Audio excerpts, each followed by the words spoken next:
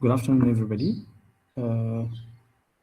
Wanted to kindly ask if somebody, one of you, could kindly confirm if you can hear me and also if you can see my screen. I've not yet logged on to, thank you very much, to my to my mobile device, which seemingly is turning out to be problematic of late, but that's fine. All right, so we're going to continue our discussion of lecture number 6, and I had hinted to the course reps that we were going to have a makeup class because we didn't have class on, I think it was on Thursday or something, and then there was another pending makeup class. I'm not really sure if we should be making up for a class that was seemingly disrupted as a result of an academic activity, and I'm referring to the what do you call this? The oral exams which were taking place on Friday. Maybe we should, maybe we shouldn't, I don't know. But we can always plan for another makeup class, I think, this coming weekend. So today's session is going to be 2 sessions long, which should be fine. Again, we're doing this because we do not have the luxury of skipping classes. We have very little time left. Okay, I'm hoping that we can possibly, kind of finalize our discussion of this lecture series in the 2 sessions that are remaining, ideally. Okay, so that's that. Yeah, I during the oral exams on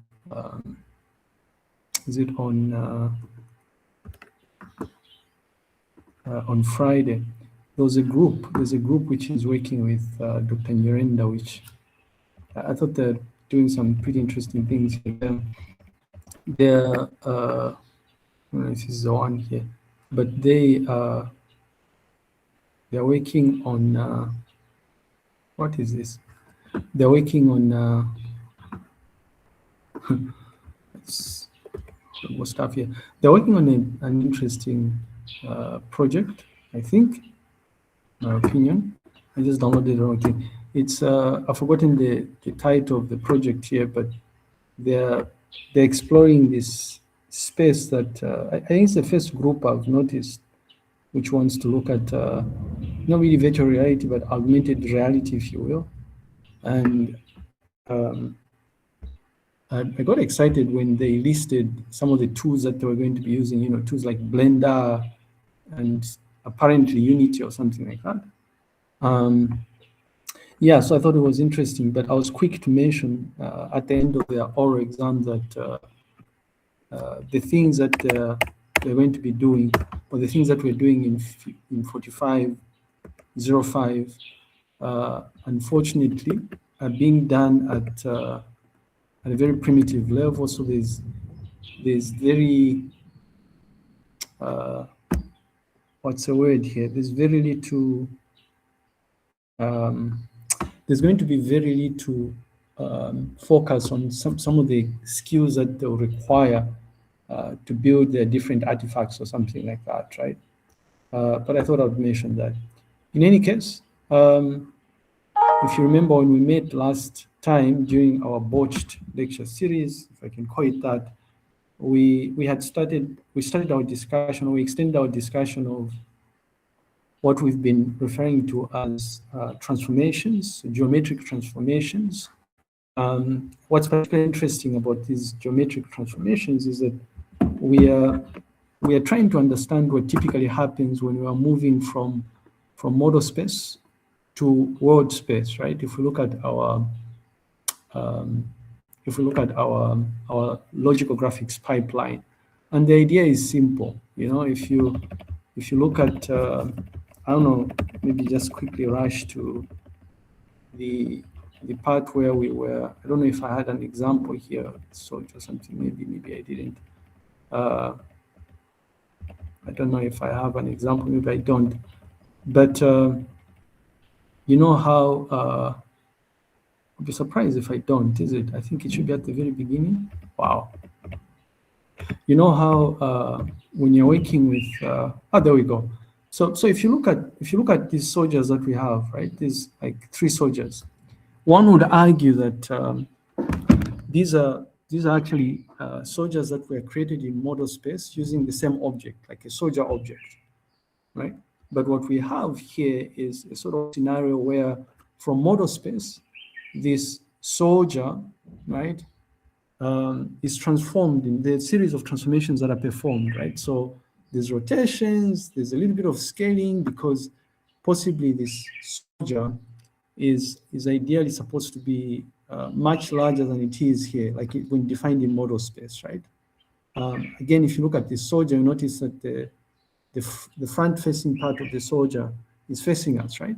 So again, you do some sort of rotation and then a little bit of scaling as well.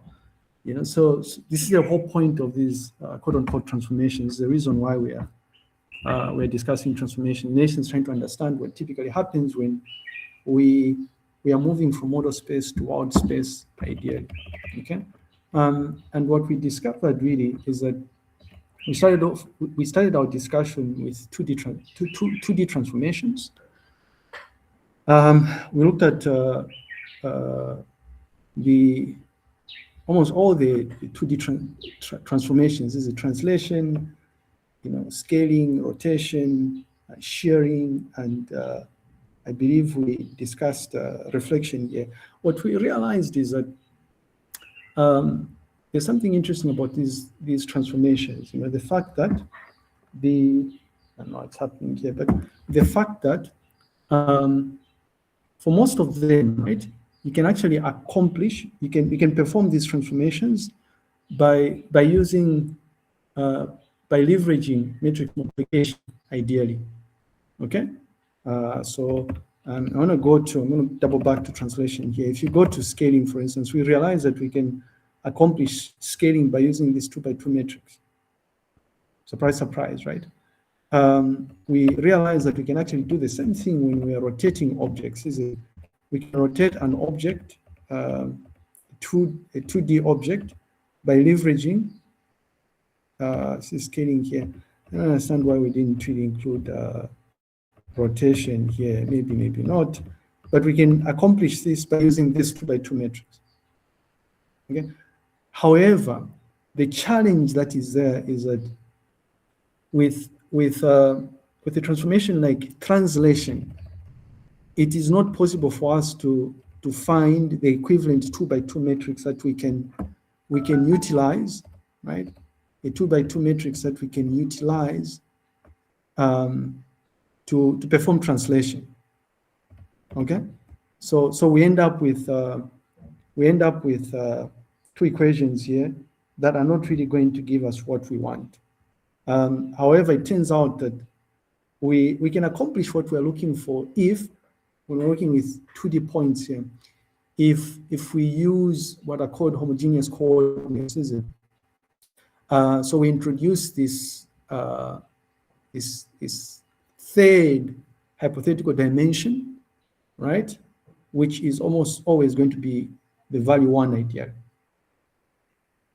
All right, and so for us to be consistent in what we are doing, when we are sharing, when we are reflecting, when we are translating, when we are rotating, in 2DS, we see that what we have got to do is we have got to take advantage of 3x3 matrices. Okay, so this is where this is coming from, is it? Now, something else that we did, go through this one, I guess, thing at the time, right? What we realized, for instance, was with translation, all we need is this 3x3 in 2D translation. For us to move from point x, 1 to point x prime, y prime, what we do is we leverage matrix multiplication by using this translation matrix.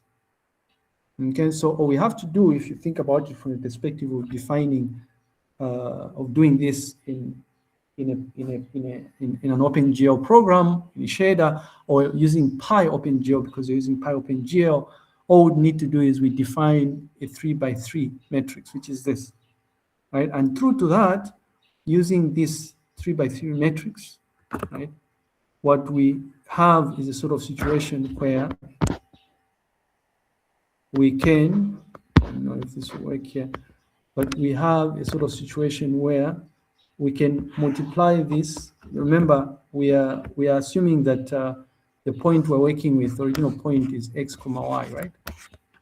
So with x comma y, we are saying that if we get this translation matrix and we multiply it with x comma y, right, using homogeneous coordinate system, we will get the desired result. Is it 1 times x is x, right? So it's going to be x plus 0 times y is 0 plus tx times 1 is going to be tx, right? This,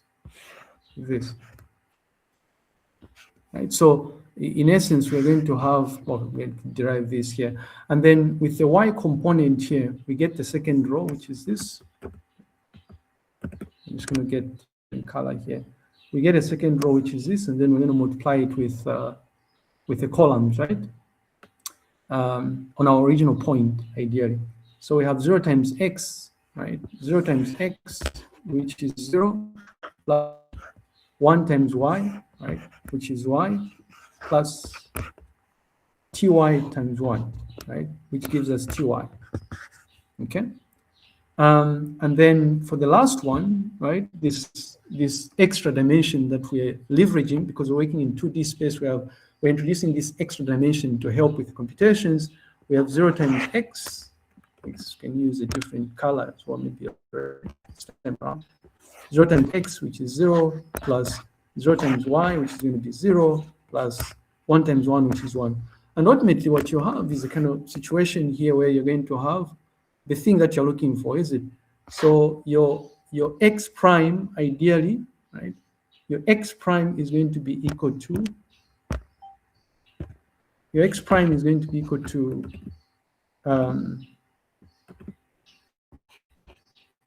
your x prime is going to be equal to x plus 0 plus tx, which is going to be x plus tx. Your y prime is going to be equal to 0 plus y plus ty, which is going to be y plus ty, right? And then the extra dimension that we're working with here is essentially going to be equal to 1, is it? So you see here that we using this identity matrix here, we're able to use or to leverage matrix multiplication, right? So we did this, and then we discovered that with scaling, we can do the same thing, is it? So we realized that in as much as we can identify a 2x2 matrix that can help us accomplish scaling, but because there are instances where we need to chain these transformations, right? You can have a situation where you want to, you can have a situation where for this soldier here, right? Because it's much, much smaller than the original model, we know this, we can infer. We are scaling, we are translating, we are scaling, and we are rotating as well. So because we are performing these 3 different operations on the same object, there are instances where we would want, that's an example of an instance where you would actually would want to be consistent in the way that you're using these matrices, right?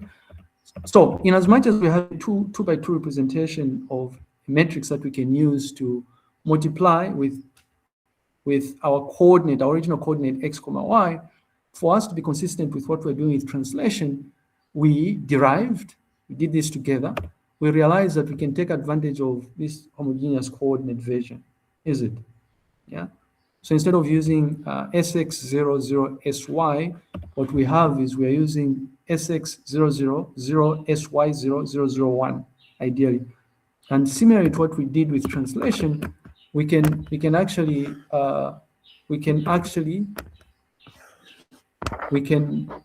confirm if this is actually going to give us what we want, right? Using our original point, which is x comma y, what we can do is we can perform a matrix multiplication to verify if this is going to give us what we want. Yeah, give us what we want. Right, so Sx times x is going to give us Sx plus 0 times y, 0, plus, I guess. So that's Sx plus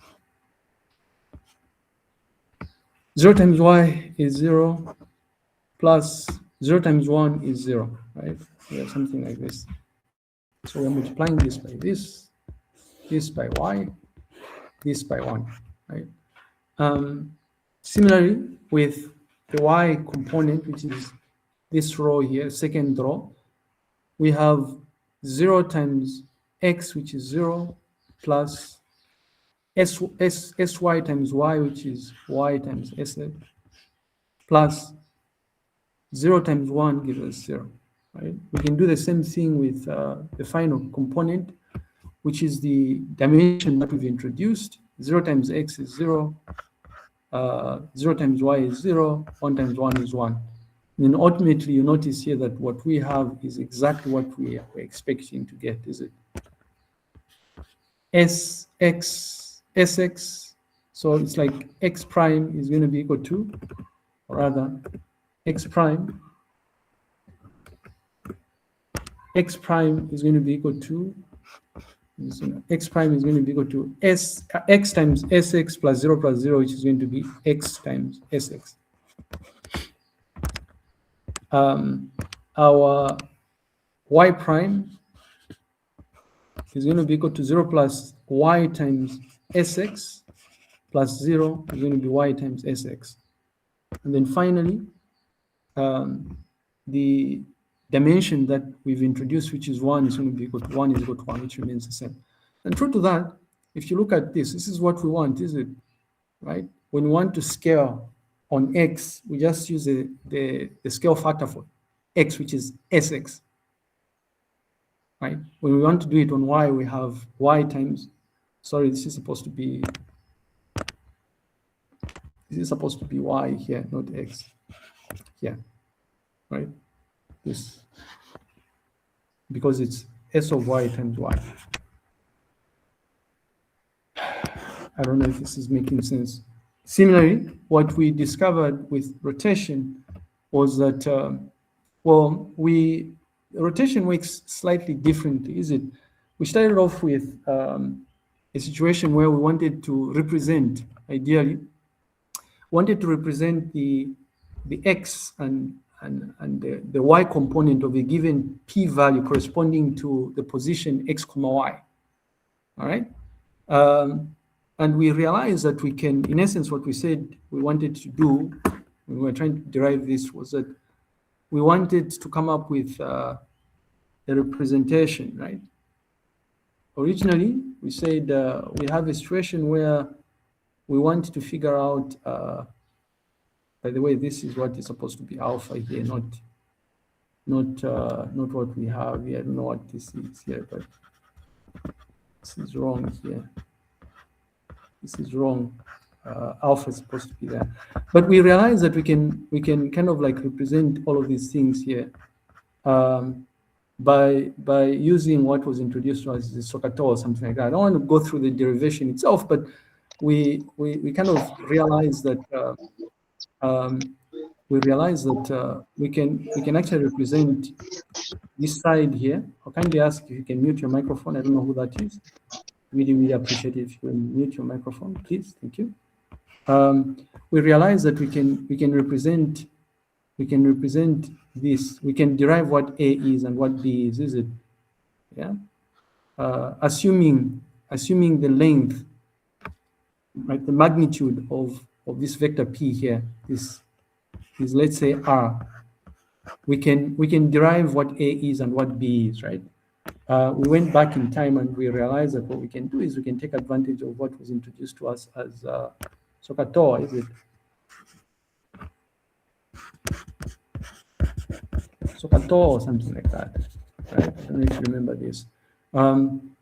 For us to figure out what A is here, right? We see here that we'll be working with, assuming we're working with an angle alpha or something like that. We have sine alpha, right, is going to be equal to A over R, is it? A over R, which was pretty straightforward here. So we said we could do something like sine, I'll just call this sine alpha is equal to opposite over hypotenuse, which is R, right? And we realize that this is A. Our A then is going to be equal to R times sine alpha or something like that. So anyways, we go to a stage where we derive first the values that are associated with, I'm going to go in front here. We derive first the values associated with the X component and the Y component, right? Relative to the magnitude of the vector itself. Yeah. So we realize, we go to a stage where we're able to figure out that X is going to be equal to R cosine alpha, and then Y is going to be equal to R sine alpha. Now, this is like original point P, is it? But when we rotate that original point P, right, we're assuming here that the original point P was at an angle alpha here, right? At an angle alpha or something, for us to derive these things here. Yeah. And we discovered that we could actually come up with a derivation of X prime and Y prime by taking advantage of the original values of X and Y, right? Relative to the angle itself. So if the original angle of the point P is alpha, and then we rotate it counterclockwise, right? We're using the right-hand rule in our case. We rotate it, the angle is somewhere there. We rotate it, it's like the angle now becomes alpha plus theta, is it? Yeah.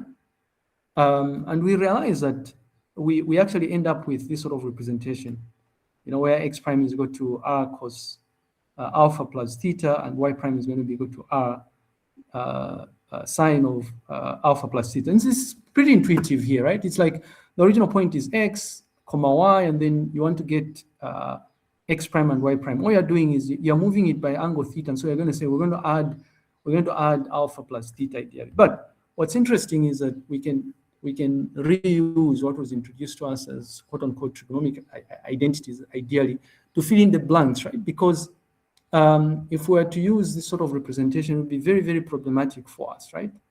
To actually evaluate this, especially that we may not know the original value of alpha ideally, right? So using trigonometric identities, we realize that we can represent your cosine alpha plus theta using this notation, and then our sine alpha plus theta is going to be this, right? So in essence, we're saying that anywhere where you have cosine alpha plus theta and sine alpha plus theta, you can come up with, or you can replace it with this, right? Ultimately, right, what you have is a sort of situation where this representation, like R cosine alpha plus theta, would ultimately be represented by R multiplied by cos alpha cos theta minus sine alpha sine theta. Now, if you were paying attention last time, we mentioned that if you look at certain components of X prime here, you begin to notice that there are striking similarities to what we already have, is it? Like this thing here, R cosine alpha cos theta, right? If we go on top here,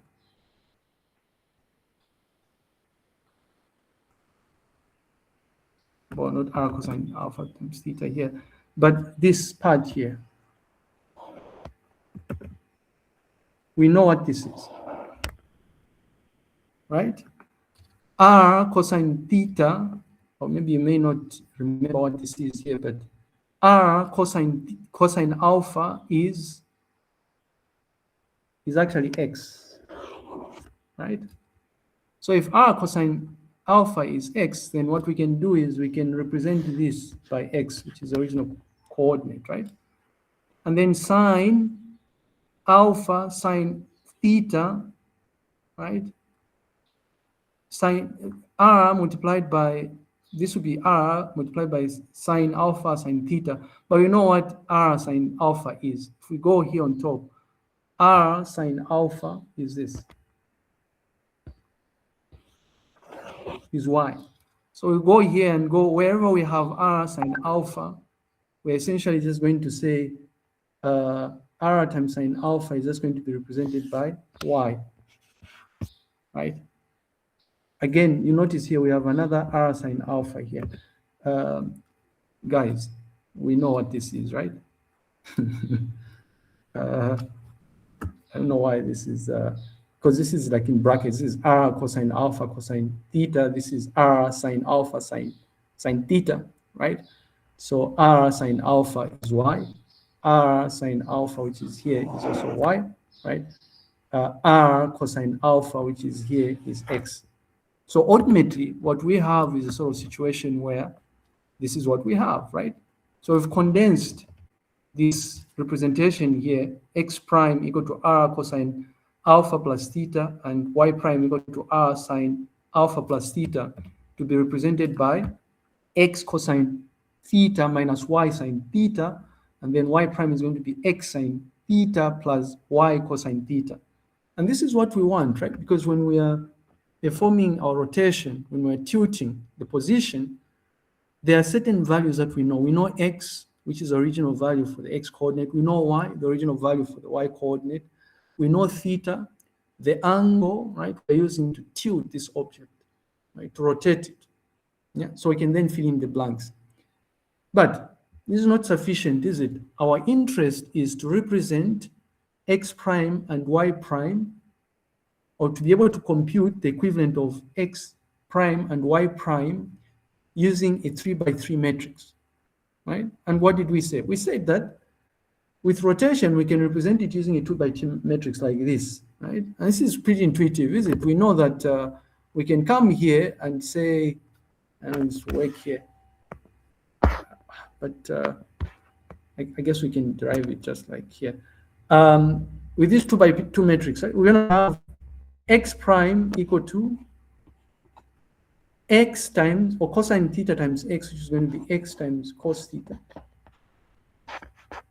right? Negative sine theta times y, which is going to be minus y times sine theta,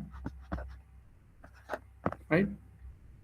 And then for the y coordinate, we're going to have a situation where we have y prime equal to sine theta times x is going to be x sine theta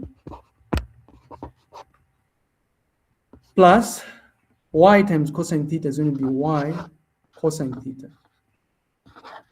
If you compare this thing that we've derived here with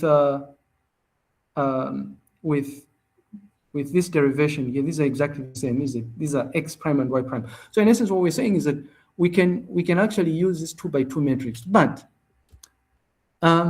similar to scaling, we want to be consistent in the dimensions of the matrix that we're using, is it? For 2D points, we need a 3x3 representation. That's going to give us the same result as we have here. And we realize that what we can do is we can use this representation, right? These homogeneous coordinates, right? Where we have cosine theta, negative sine theta, 0, sine theta, cosine theta, 0, 0, 0, 1, ideally. And true to that, if again we do a derivation here, right, we'll be able to get exactly what we want, is it? So if we assume we have our original point, x comma y, we can represent it as homogeneous coordinates like this, x, y, and 1. And then if we perform matrix multiplication here, we shall have a situation where we have cosine theta times x, which is x cos theta. Negative sine theta times y is going to be minus y sine theta, right? And then we have, to move here, 0 times 1 is going to be plus 0, ideally, right? So we have this.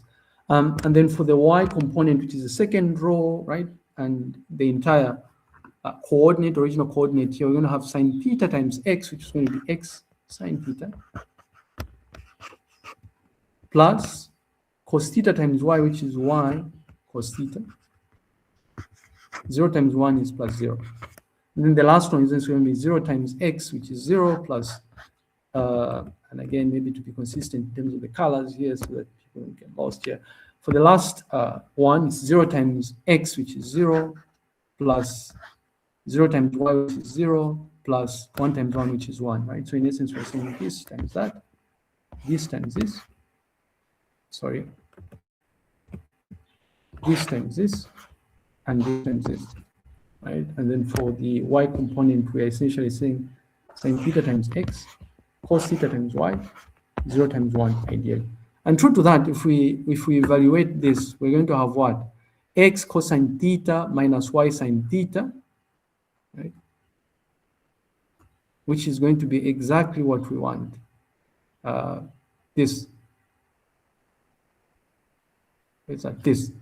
X cos theta minus y sine theta. Right? And then when we evaluate y, we're going to have the same exact thing idea. Okay, so we did this, which was pretty intuitive, I guess. And then we also looked at sharing, is it? This notion that we can stretch specific axes, right? So we can share on X where we are dragging, right? We're getting the original object and then we are dragging it or we are distorting it against the X axis. So we're sharing against X. Ideally, this would be associated by some factor, A, in this particular case on the X axis. And then on the Y axis, we can assume it's a factor B. What we realize is that when we are sharing, we end up with, when we're sharing across the X axis, X prime becomes X plus A times Y. In essence, right, if you look at it, I know we are sharing a point, a given point, but when we are sharing an object like this triangle, I assume this was a triangle, what ends up happening is that you are actually, do this, when you're sharing against, what's happening here, against this component here, it turns out that you're more or less like distorting each and every object by y times the factor in which you are sharing, ideally. So if you had something like this originally, maybe you had something like, I don't know if you had something like this originally, I don't know. You'd have something like this, is it? Okay, I'm just going to, I don't know why this is, okay, so you have, you had an original triangle like this, and then you're distorting it against the x-axis. It turns out that what you're doing is, ultimately what you're doing, if you look at it from mathematical point of view here, is you would be distorting the x values, like in this direction, by a factor, or you'll be distorting them by a value that is going to be equal to the original x plus the factor, we are calling A here, multiplied by a corresponding value of y, right? Corresponding value of y. However, when you're distorting, when you're sharing on the x-axis, you're not doing anything to the y-axis, is it? So y prime is still going to remain the same. This is how we end up with x plus ay and y as x prime and y prime equal to just y. When we're sharing on the y-axis, we're doing the opposite. This is because what we're doing is we are stretching the we're stretching using the y coordinate, right? So in this particular example, what we have is kind of like a situation where this was probably like so, right? And then you shear it against the y-axis. So when you're shearing against the y-axis, the x value is going to remain the same, right? Yeah. So because the x value remains the same, we are saying x prime is going to be equal to x. But when we are sharing on the y-axis, y prime becomes the original value of y plus the shear factor multiplied by the x coordinate, ideally. Okay, so but the thing we're interested in here is like, I mean, what corresponding 3x3 matrix would we need for us to shear either on the x-axis and the y-axis? And we discovered that we would end up with these representations, right? So for shearing across the x-axis, would end up using the 3x3 matrix 1A0, 0, 1, 0, 0, 0, 1, ideally. And true to that, if we do matrix multiplication of, if we do a matrix multiplication of this, we would actually end up with the result that we're looking for, right? 1 times x is 1. So x prime is going to be equal to 1 plus a times y is going to be equal to a times y. 0 times 1 is going to be equal to 0. And then for the y component, which is this, it's going to be 0 times x, which is 0, plus 1 times y, which is going to be equal to y, plus 0 times 1, which is going to be equal to, which is going to be equal to 0. And then for the homogeneous coordinate, 0 times x, which is going to be equal to 0, plus 0 times y, which is going to be equal to 0, plus 1 times 1, which is going to be equal to 1. And this is exactly what we want when we are shearing on the x-axis, is it? Because ultimately what we have is we're going to have, this is supposed to be 1 times x, by the way, this here. It's supposed to be x times 1. I'm just going to say x times 1, so this is x, not 1. Right? 1 times x is like x. We're going to do this here. So ultimately, we have what we want, right? This is going to give us x plus ay. And then the second one is going to give us y. Right? And then finally, the last one is going to give us 1 ideally. We have exactly what we want. And you notice if we do the same thing, if we want to do the same thing on the y-axis, because we realize that sharing on the y has got to ultimately result into something like this, what we said we do is we identify a 3x3 matrix that's going to give us this. And we, lo and behold, we came up with this, is it? Again, if we do a multiplication here, we end up with something similar, is it? So the 3x3 matrix is 1, 0, 0, B1, 0, 0, 0, 1 ideally. If we perform matrix multiplication, we essentially are going to end up with the same thing. Well, no need to add this matrix here. 1 times x is going to be equal to x plus 0, because 0 times y is 0, 0 times 1 is 0 plus 0. For the y component, we have b times x, which is going to be bx, plus 1 times y, which is going to be equal to y, plus 0 times 1, which is going to be equal to 0. And then finally, for the w component, really, we have 0 times x, which is equal to 0, plus 0 times y is 0, plus 1 times 1 is 1. And then ultimately, we will have exactly what we want, yeah, which is going to be equal to x. X prime is going to be equal to x. Y prime is going to be equal to y multiply y plus b times x, is it? And then the w component is just going to be equal to 1 here. So we have exactly what we want. Yeah, it's pretty intuitive here. With reflection, this is probably one of the easiest transformations, because all you're doing, right, if you think about it, is you are, depending on where you're reflecting, which axis you're reflecting, you're just changing the signs, right, of the coordinate on which you are reflecting. So on the y coordinate, yeah, if you look at this example, on the y coordinate, if the original point was here, or it's -2 here, all we are doing to get the mirror of this point is we're changing the sign, +2.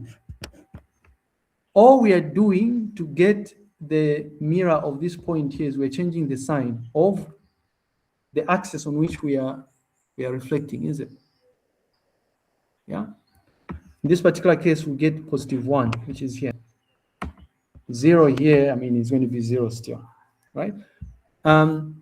We are when we are reflecting against the x-axis here, and then we're reflecting against the y-axis, right? All we are doing is we're just changing the signs of these points here. That's it. If you notice, the opposite of this, right? The opposite of the x value of this, right, is going to be here. The opposite of the x value of this is going to be here. The opposite of the x value of this is 0, so it's going to be 0 right here. So what we realize here is that when we are performing reflection against the x-axis, we end up with we would have to use this 3x3 matrix, ideally, right? And if you want, again, you can try and derive this, right, which will give you exactly what you want, right? So if we try and derive this, we are going to have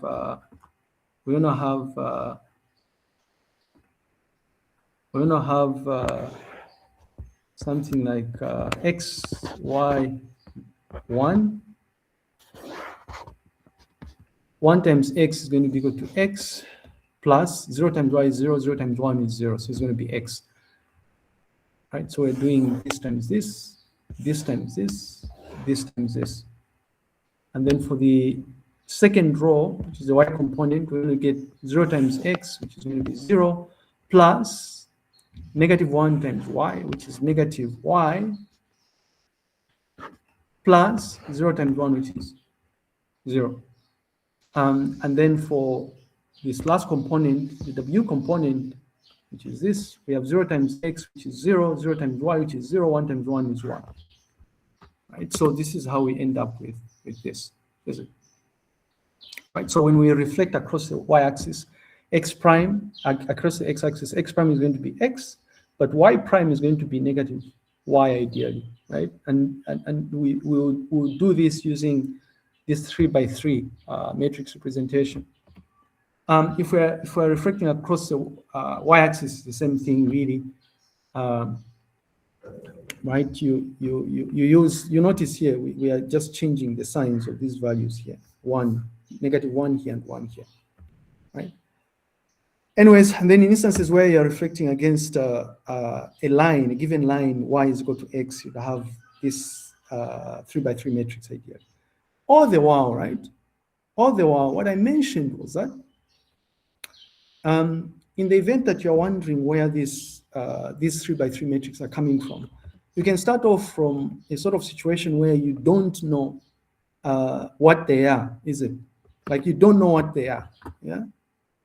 But you know what you want to get, right? So if you don't know what they are, you can say, I'm going to represent them in such a way that you have an A, a B, a C, a D, E, F, G, H, and I, right? And what you can do is you can say, I don't know, get the result of performing matrix multiplication of this 3x3 matrix that I don't know, and an original point x, y, and this introduced coordinate w here, which is 1, right? So if you evaluate this, all you're doing is you're going to be plugging in the values, right? You're solving for given variables in this particular case, right? So you're saying if you multiply this 3x3 matrix by x, y, and 1, 3x1 matrix, what values of A, B, C, D, E, F, G, H, and I must I have, right, for me to, for instance, get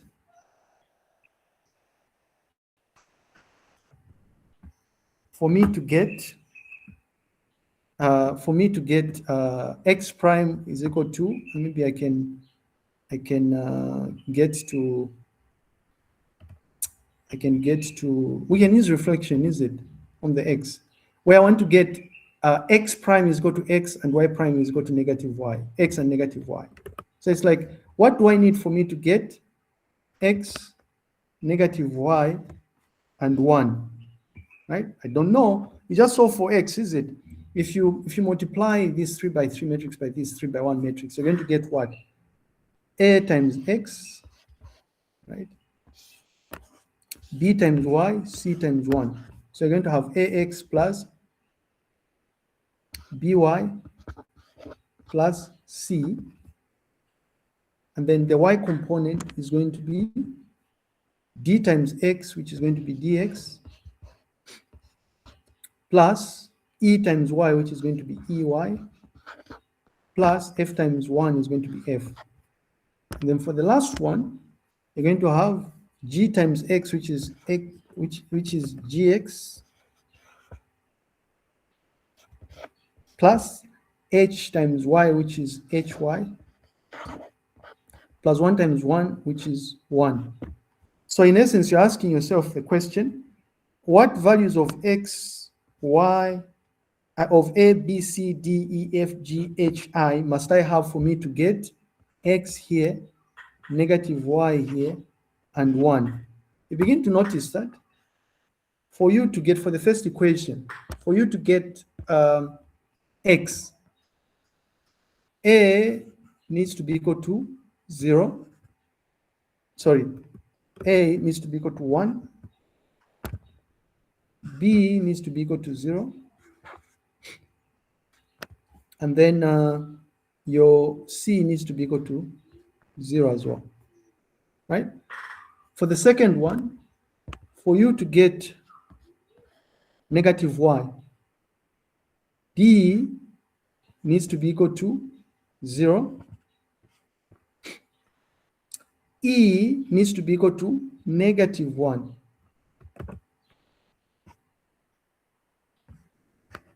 Right? So, because if E is negative 1, we'll have negative Y, which is what we want. F needs to be equal to 0. And then for the last one, for us to get 1, G needs to be equal to 0. H needs to be equal to 0. And then, yeah, H, and then I needs to be equal to, this is going to be I times, this is I, by the way. I needs to be equal to 1. You understand? So all you do is you're going to get these values that you have here, A, B, C, D, E, F, G, H, I, and plug them into this thing that you have here, right? So you end up with the same identity matrix that we're talking about, because A is 1, B is 0, C is 0, D is 0, E is negative 1, F is 0, G is 0, H is 0, I is 1. So this is where this is coming from. This thing here is exactly the same as this thing here. We are using this negative 1, 0, 0, 0, 1, 0, 0, 0, 1, right? We may have made a mistake here. I don't know why this is. If this is negative 1, I don't know, maybe I made them up. If this is negative 1, for us to get, looking at where we have negative Y, by the way, which is this thing here. This.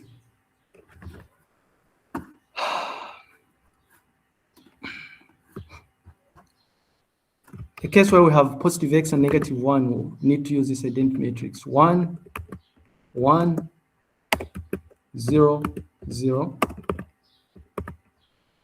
0, negative 1, 0, 0, 0, 1, which is what we derived here, is it? This 1, 0, 0, 0, negative 1, 0, 0, 0, 1. So you can do this for all of these different representations. Okay, it's pretty straightforward.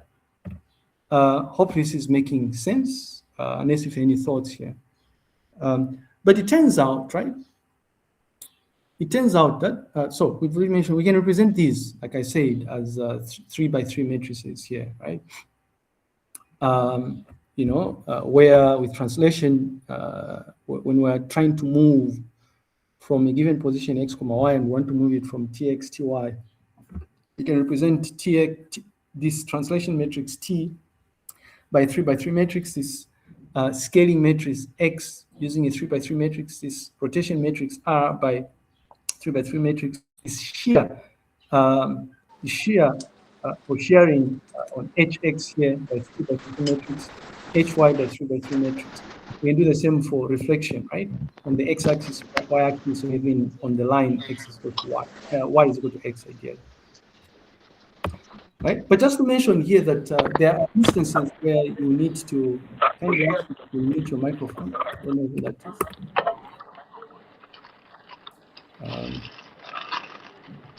Miss Sarah, I guess, need to mute or something.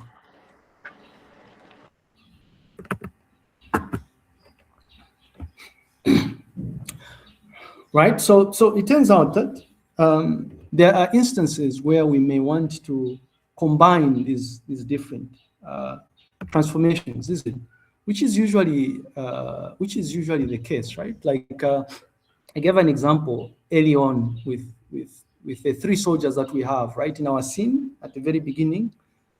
Yeah, given a model in this particular scene here, for us to come up with this scene here, right, it's projected here, we would get the same soldier object, right? For this one here on the far left, we scale it by a factor, and incidentally, we're not scaling. Remember what we're discussing here is we're scaling vertices, right? We're extending the idea to the mesh that comprises the object, right? So our soldier has, limbs, he has a gun, has a helmet or something like that. In essence, when we're saying we're translating from model view to world view, we're translating using this world matrix, right? Or model to world matrix, I guess, for each and every point, right? I don't know if this is making sense, because you see what we're talking about here, we're just looking at the point x, y, but in the actual sense, what we are doing is would be looking at these things relative to these much larger constructs, like an object. So if you look at the soldier object early on in the process, we mentioned like your soldier object is made up of meshes, right? A mesh comprises of triangles.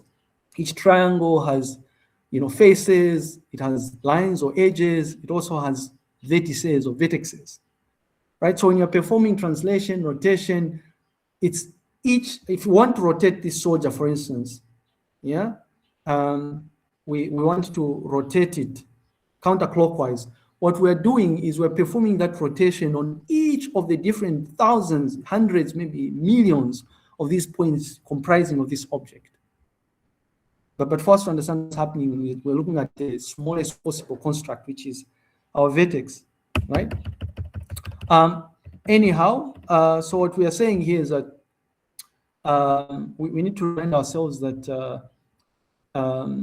there are instances where we may want to perform these transformations, right, on a given object. In our scene, sorry, I'm waffling around here, but in our scene, I'm going to go back to our scene here. One would argue that, depending on how the original model was created, one would argue that what actually happened for us to have these 3 soldier objects is that the soldier was probably rotated and scaled, right? Because it's much smaller. The model itself is much larger than these 3 soldier objects. Yeah. So we scale and then we rotate it so that it's facing in the opposite direction. And then for this soldier in the middle here, again, we are scaling by a much smaller factor because it's much smaller than this one on the far left here, is it? But in this particular case, we are rotating it in such a way that it's facing us, right? For this one on the far right, again, one would argue that it's what do you call this? The scale factor is more or less the same. If there's a difference, there's probably just a subtle difference between these two here. Yeah. But all the while, right? Observe that when we scale and rotate, we also perform translation because they are positioned on different locations in word space, is it? This is here, this is here, this is there.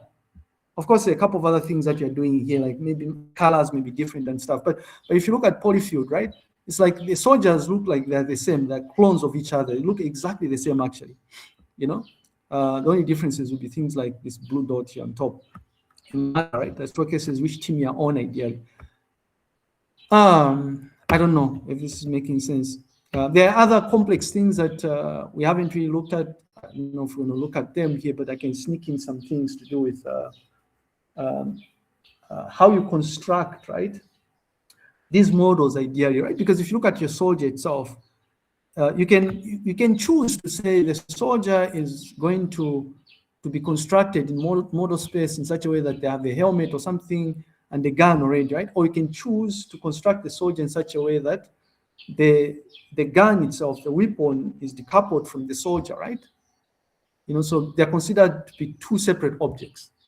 So when you're doing this rotation, the rotation is going to be done based on how the hierarchy of these objects has been defined in model space, again. You know, so that when the soldier is rotating, the soldier is going to rotate on the axis of the gun is going to rotate on the axis of the soldier. And things of that sort. I don't know if this is making sense here. Right, so what we are saying is, yeah, what we are saying is, you know, double back here to where we were at. We are saying that we can find ourselves in a situation where we're performing a series of transformations, not just one, right? So you're combining scaling, rotation, and translation, or you're performing translation and rotation, or maybe rotation and scaling ideally, right? And then you move the object from model space to odd space. Okay, just to mention here that order is important. And I think one of you had asked a question, you know, what is the order of something? I don't know if I'd mentioned that we're going to have a discussion about this. Typically, the order is such that if you're performing, let's say, translation, rotation, and scaling at the same time, you first of all scale, you rotate, and then you translate, right? So that you have a combined matrix similar to this. And by the way, the operation in this particular case is from right to left, is it? Scale, rotate, translate. If we were using raw major form for our matrices, we're using them in column major form in this particular case. If you remember your discussion of matrices and vectors in first year, you can represent this in raw major form or column major form, but we're representing it in column major form in this particular case. So the order of operation is from right to left here. So it's saying would represent the matrix M, which we would apply to our object so that we move the object from model space to odd space by M is equal to T multiplied by R multiplied by S. Right? Again, just a few things, a few reminders here that matrix multiplication is associative but not commutative ideally, right? So when we're applying this matrix to a point P, for instance, represented as a column vector, what we'll be computing is the 3x3 scaling matrix multiplied by the point P. We get the result, and then we do the rotation matrix multiplied by the result, and then we get the translation matrix multiplied by the result. Okay, so ideally here, what we're saying is from right to left, we first of all scale, we rotate, we translate. That's the order, right? Scale, rotate, translate, scale, rotate, translate. So first we multiply P by S, right? Then by R, then by T. Then we get our final result, which is M, ideally. If you're doing this manually, I guess you would have to remember this, but if you're doing this programmatically, NumPy knows exactly how to do this. Yeah, so you just represent them the way they are with the add sign. Okay.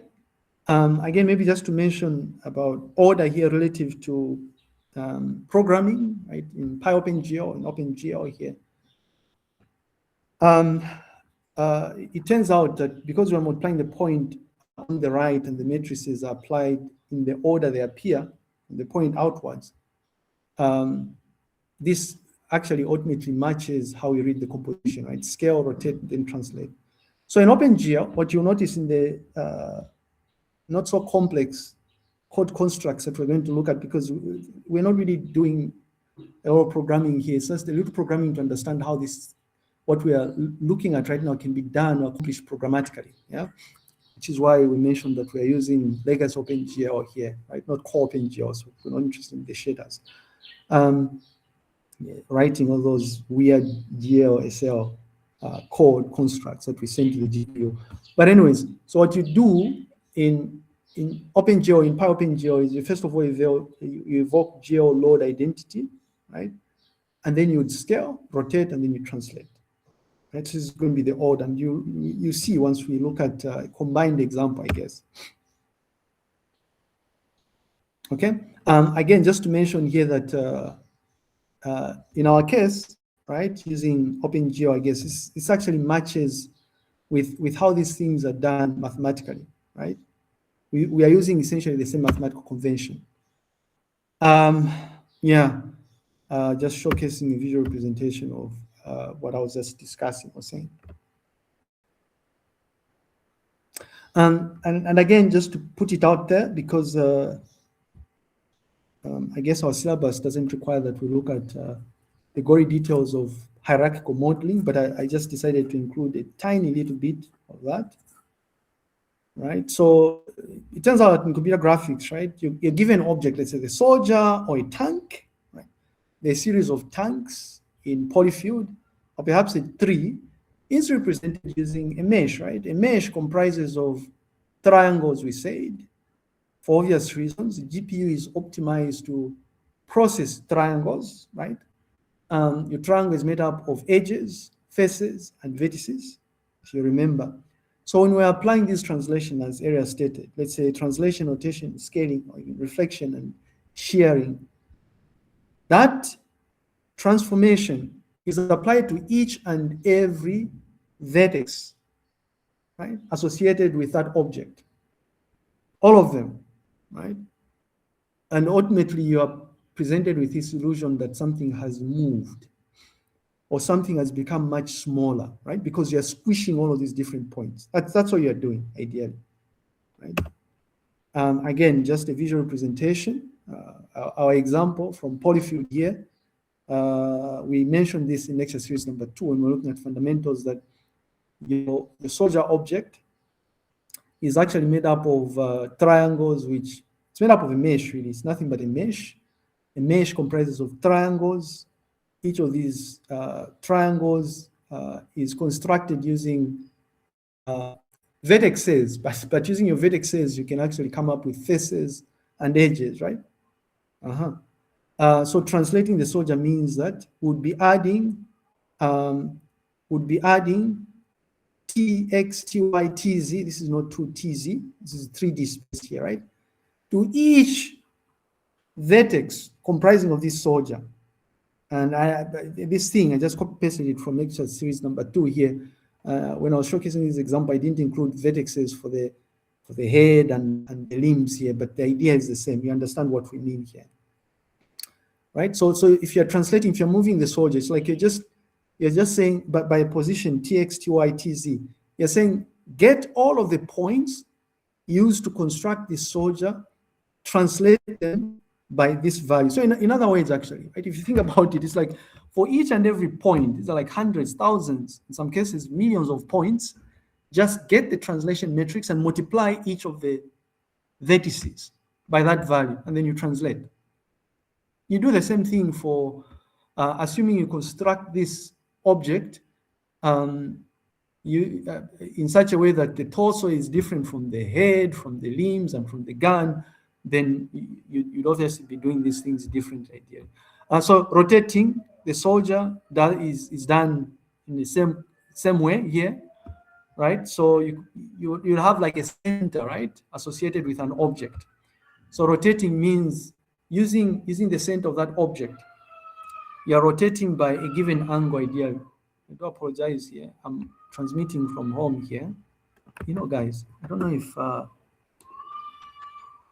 I I think I've seen some interesting features here. I'm going to pause for a little. I've seen some interesting features in Google Meet where you can, right there. I thought there was a way of,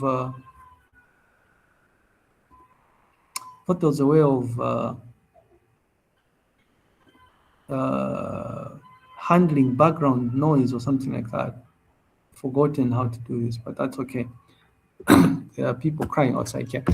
Anyways, so you have the center, right? And I want to draw attention here to this notion of the origin, is it? Right? You remember our discussion of the origin in model space is specific to a given object. The origin of the gun, the tree, the soldier, the tank, these are going to be different, right? They have their own 0, 0. So ideally, when you're saying, I want to rotate this model here at angle theta, you're going to rotate it on its own origin point, and then you project it. When I look at projection matrices here, you move it toward space, right? The world itself has its own 0, 0 ideally, right? So you move it down.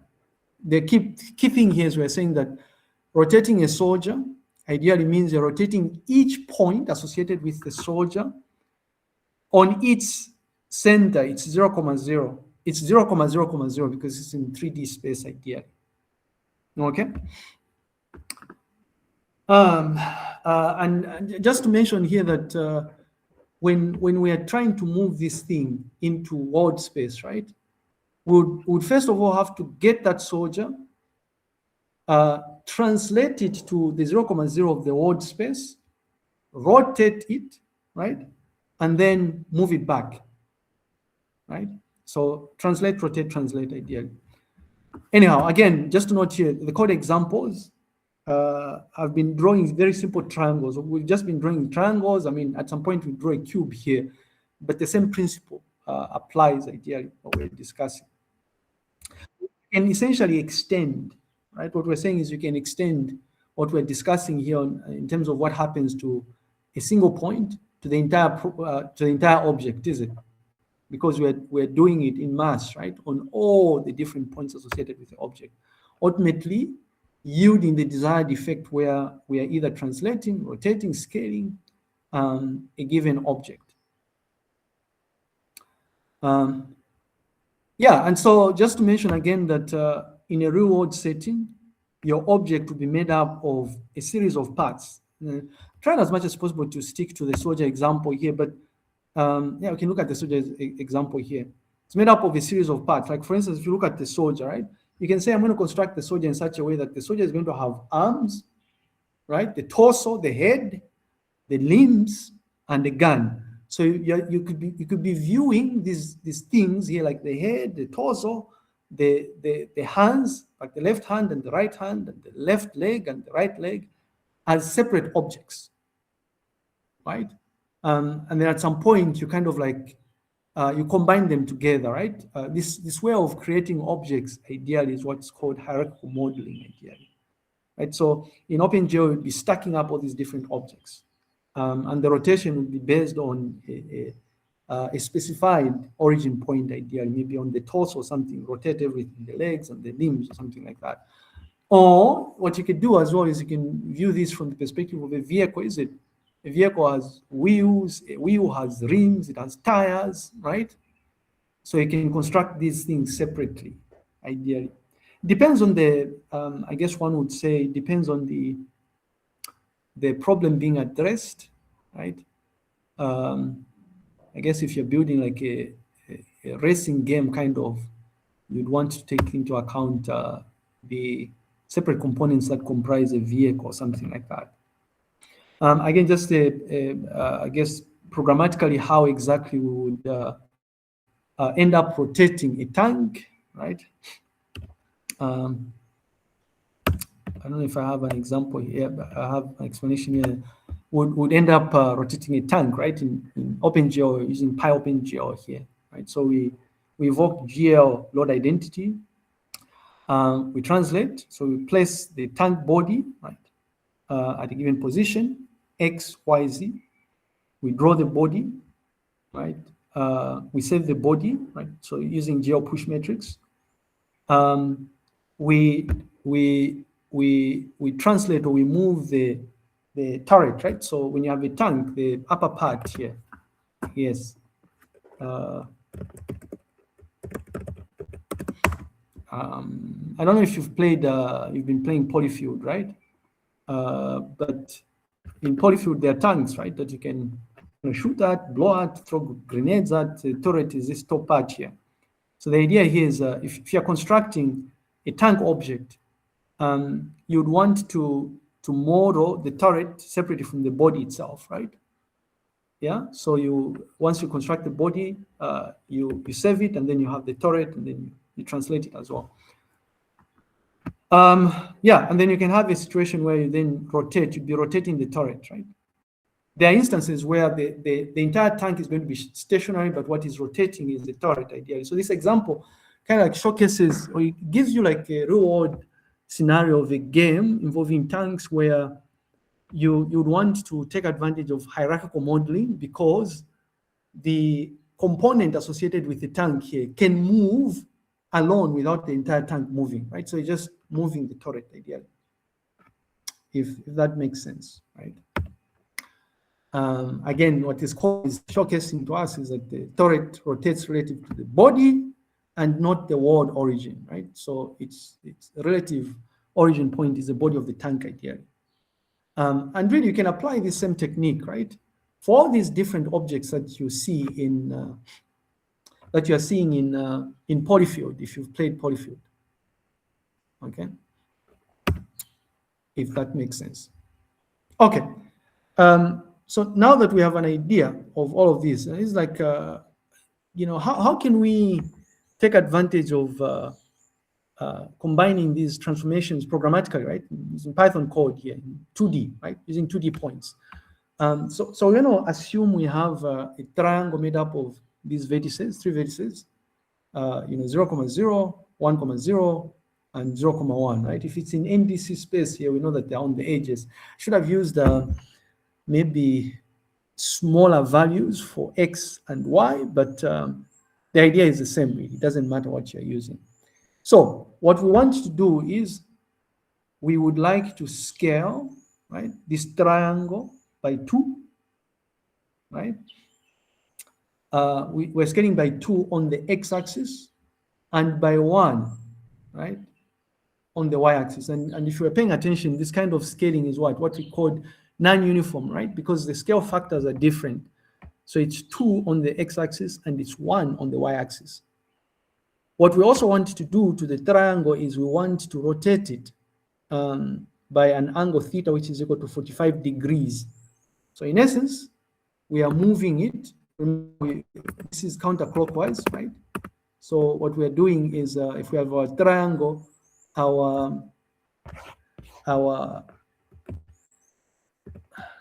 if we have a triangle somewhere, assuming it's drawn, yeah, assuming it's somewhere, which won't be really, I don't know why I'm but the angle we are using here is counterclockwise. A reminder here that it's going in the opposite direction is what I wanted to put across here. Don't want to draw it here because I may misrepresent what we're talking about. And then finally, we want to translate it by 3,2. Again, maybe I should change. I'll probably edit these slides here. I'm just realizing that this may be confusing because we said that we're doing this, we're assuming NDC space, but clearly we're not really applying we're not applying coordinates that map onto NDC space, right? But it's just an example here. 3,2 is not an NDC space. This wouldn't be projected ideally, right? Within the cube, right? With the values -1 all the way to 1 on all axes, right? X, Y, Z, yeah? But anyways, it's just an example, right? So assuming we want to scale, rotate, and translate this triangle, it's like, how exactly do we do this? Well, what we can do is, we want to do this programmatically, is we can first of all define our translation matrix, our rotation matrix, and our scale matrix, right? So our translation matrix, if you're paying attention, a 2 by 2 matrix here is this. Go back here. Our 2 by 2 translation matrix is here. Where are you, Mr. 2 by 2 matrix? Is here. Right, so it's 10 tx 01 ty 001. Okay, I guess I may as well just get get this as a snapshot so that I can refer to it. I'm context switching the way I'm doing here may be a bit confusing to people. So we have our, you know, guys, let me get all of these matrices, is it? We have our translation matrix, which is here. I'm going to open it up like that. I'm going to close this. And then we have our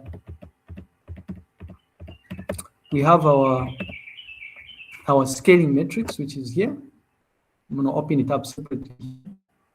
I don't think I'll be able to refer to these at the same time. It's going to be a bit tricky, different, so maybe this should be much helpful. Don't know. And then we have our rotation matrix, right, which is hopefully doesn't have a lot of clutter to it.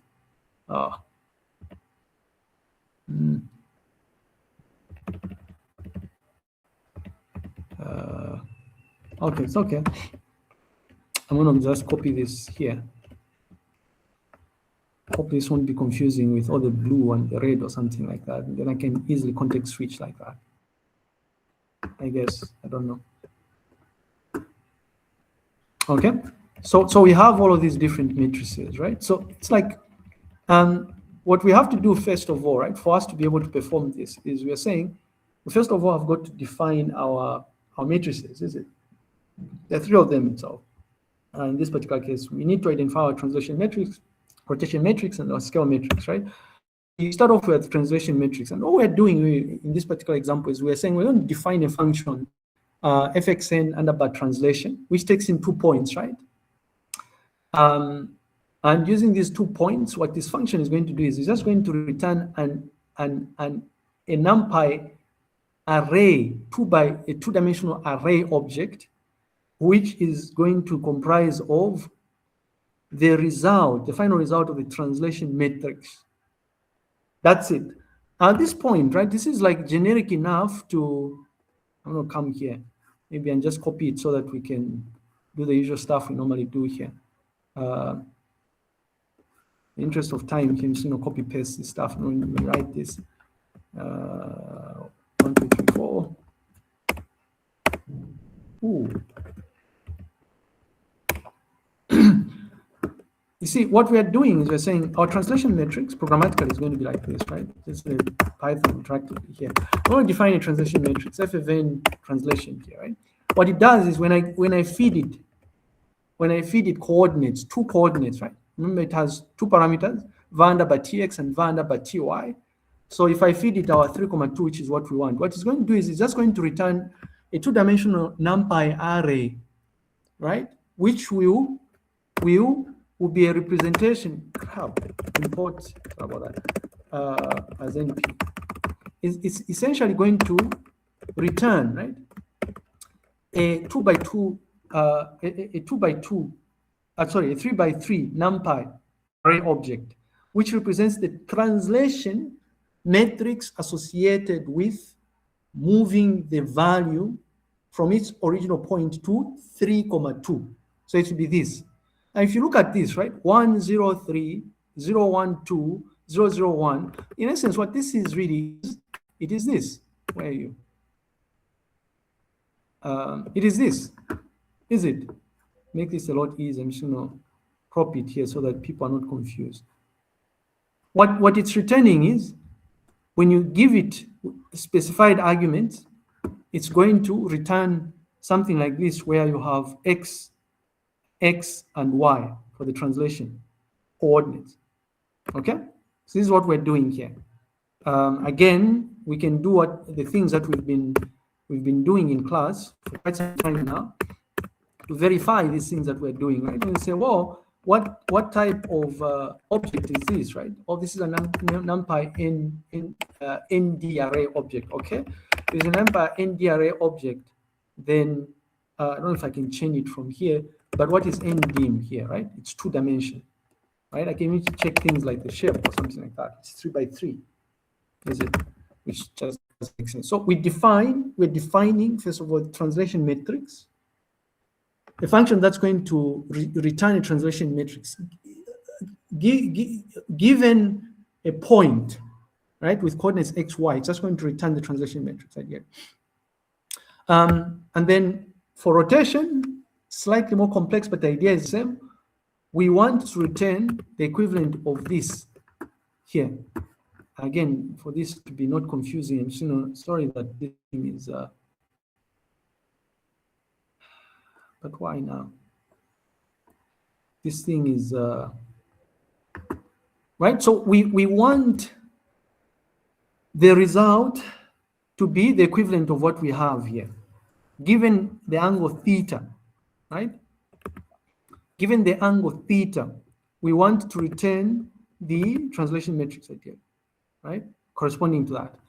And so what this function does really is it takes in the angle theta in degrees. So it could be 45 degrees, 30 degrees or something. And because of how mathematically how degrees work, we can't really act on degree value directly. I've got to convert it to radians. I mentioned this last time when we had class. But what this function does is, first of all, it's converting this angle that you're passing as a parameter to fxn under bar rotation into its equivalent radians, is it?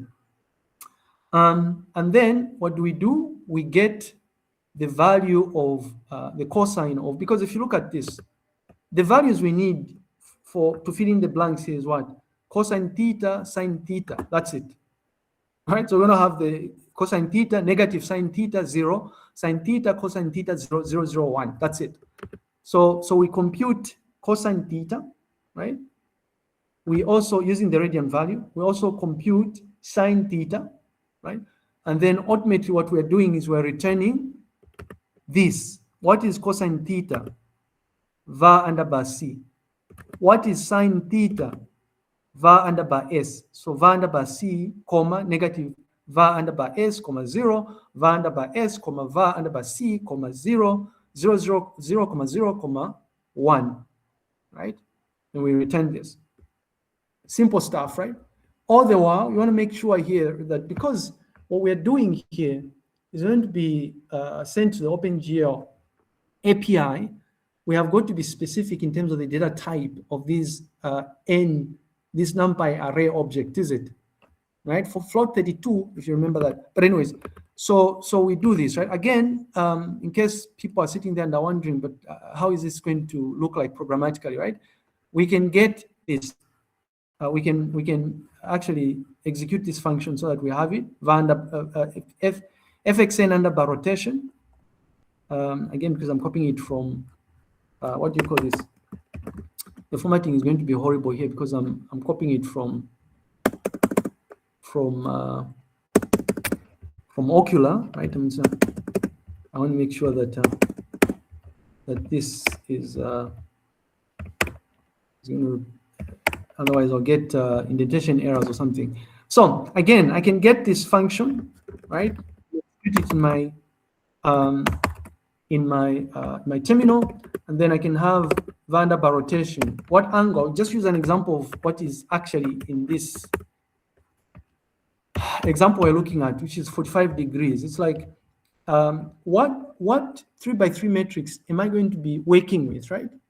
If I'm tilting the triangle at an angle 45 degrees, this is it. Right? And of course, I mean, internally, I'm just computing cosine theta and sine theta and sine theta and cosine theta here, right? Is it? The others are 0. If you notice here, this is the same, right? This is the same. And it's just that the cosine math.sine, the sine of 45, right? Okay, this is horrible again because these are not in radians. I guess. It's horrible anyway. But the idea is the same, right? Forget about the math thing. I just wanted to showcase what is happening. But these values here are converted to radian, right? We convert to radian first before we get the cosine and the sine of these values. But anyways, so all this function is doing is given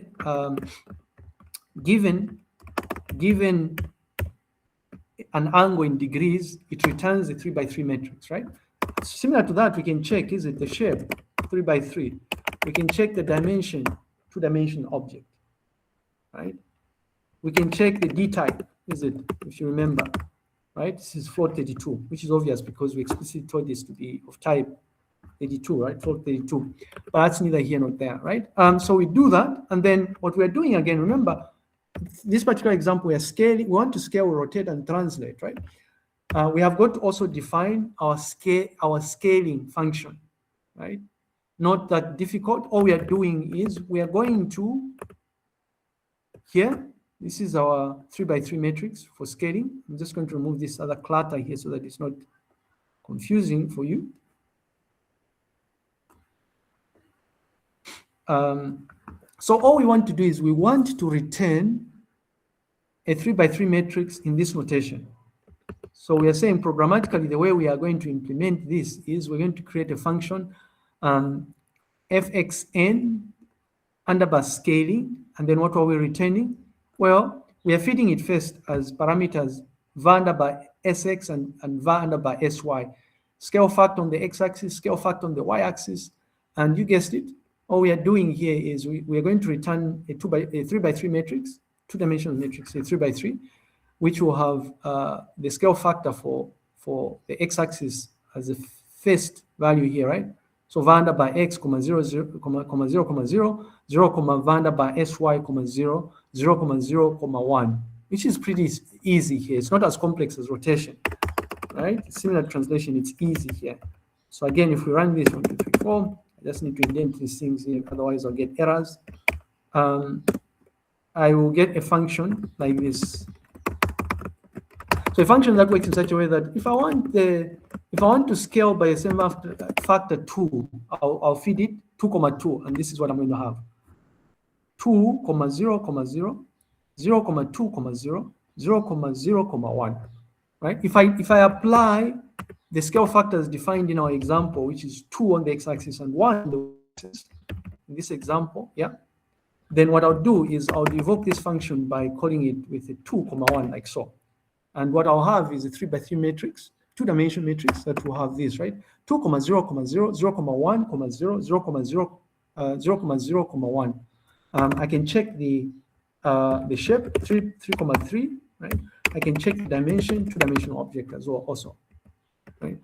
So if I have these 3 functions, right, I can then I want to create variables that are going to hold the result, right? Because I'm doing this, it's like you can think about this as a hierarchical operation, right?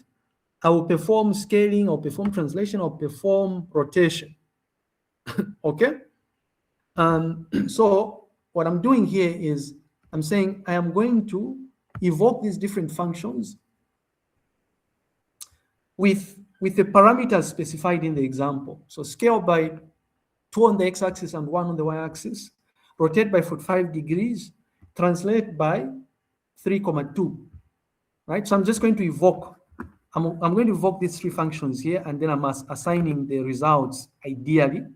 I'm just assigning the results to intermediate variables, is it, that are going to hold these things. This is straightforward. I'm just going to copy this so that it's a lot easier, right? So this is holding the result of scaling, result of rotating at 45 degrees, result of translating at 3, 2 ideally. Now, for us to compute, right, it's like for us to compute, well, I could have included the point here, but for us to compute the matrix that is supposed to be used to perform all of these different transformations on this triangle. Remember we said order is important. The way that we programmatically represent this is we, first of all, it's right to left, if you remember, right? So we scale, we rotate, we translate. Scale, rotation, translation, right? This is the reason why our representation of the entire matrix here, assuming we're moving from model to word space.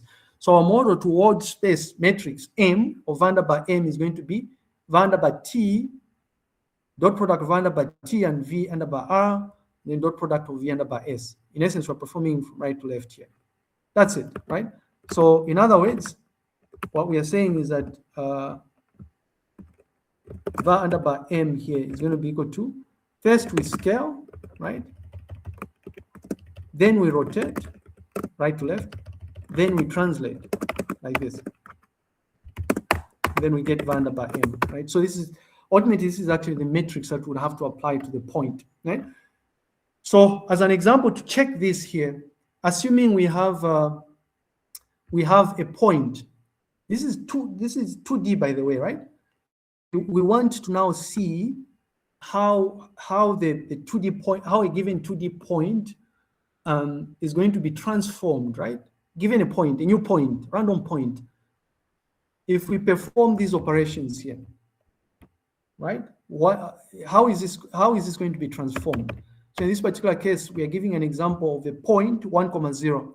And because it's a point 1, 0, remember we are for us to use these 3x3 matrices, we are assuming that this 2x2 point is not really comprising of just 2 dimensions, x and y, right? There's this w component, yeah?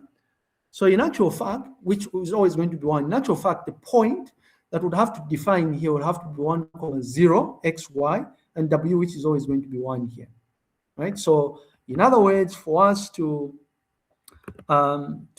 define the point that we want to apply this to, this is an example point, could be anything. Example point we want to apply here is this. For us to get the new position of P once scaled by 2 on the x-axis and 1 on the y-axis, and rotated on using angle 45 degrees, and also translated to position 3,2, what we'll have to do is we'll have to multiply this matrix, right, M, right, which is a combination of scaling, rotating, and translating, by the position P, right? So we do this. It's var under bar M multiplied by var under bar P, which is a new position. So P prime is going to be equal to the matrix, which comprises of scale, rotation, and translation in that order, multiplied by the position P, right? So ultimately, your new position P prime here is going to be this. If you wanted to move it to a new position, let's say -1, -1 or something, what you do is the new position P, I'll call this new position P2 or something like that. It's going to be -1 on the x-axis, -1 on the y-axis, but this 1 W component is always going to be 1 here, right? Remember, we're dealing with homogeneous coordinates here. And then we say var under bar P prime, right? 2, I guess, is going to be equal to var under bar the matrix itself dot product of the new point P2 here. So our new position P prime 2, when we apply those 3 transformations here, for a position -1, -1 is going to be this, right? Positive 2.29289323, -0.121323031, ideally. It's pretty straightforward stuff. Okay. Anyways, just a few explanations. Most of these are probably I've already highlighted, right? As we're talking about this here, the reason why we have NP dot radians here is because these trig functions like cosine, tangent, and sine or something, they expect angles that are in radian. That's the way this is implemented. So you can't use them. You can't use the degrees direct. We have got to convert them into the equivalent radians, right? This is why we have for the function that defines the rotation, the 3x3 rotation matrix, which is here. We have here where we're converting, as the first thing, we're converting the angle in degrees into radians, is it? NP under bar radians, ideally. Okay. Yeah, so what we have is a situation where the function will convert 45 degrees into equivalent here. And then the variables V under bar C and V under bar S, ideally will store the cosine and sine values, the angles, right? We need these values for our rotation matrix, ideally. Okay, just to mention as well that the operator, right, the @ sign here is only applicable beginning Python version 3.5. But you shouldn't really run into problems, because you remember that we said the version of Python that we're using here is what? It's 3.12, is it? 3, ideally. Right, so we shouldn't expect to have any problem. But just in case you accidentally find yourself running using a lower version of the Python interpreter, you want to watch out for this particular error. You probably will not be able to, you probably get a syntax error here, so it's an @ sign or something like that. Or you get a logical error ideally. Okay, so ideally the @ sign here just performs matrix multiplication, right? Given two matrices. You want to remember the rules, right? All right, they tell us that when you're working with matrices, when you're multiplying matrices, we're assuming, by the way, all of these examples I'm using are using column major form, right, for the matrices, yeah? But you can only multiply two matrices if the inner dimensions are the same, right? So in this particular case, you notice that the transformation matrices, scale, rotation, and translation are 3 by 3, all of them, right? And the point that we're working with, the point is always going to be in 3 by 1, right? It's 3 by 1, is it? Column major form here. These inner dimensions are the same, so this works, right? Again, when we are multiplying rotation and translation, we can get away with that because, in essence, we are performing this multiplication. We have a 3 by 3 matrix, and then we are multiplying by another 3 by 3 matrix. The inner dimensions are the same. And they told us, right? If you remember your first year mathematics, this is trivial stuff. This is done in primary school, or maybe not really, maybe junior high school or something. But they told you that when you have a matrix presented in this, the result is going to be what? 3 by 1, right? Right? Is it? Yes. Okay. So I hope this is making sense. Again, the M here is just the result of combining the different matrices, and then the point here has got to be expressed using the homogeneous coordinates, right? It's in 2D space, there's an extra dimension, right? Whose value is always going to be 1, ideally. You must remember the order of multiplication, right to left, ideally. Okay, are there any thoughts or questions?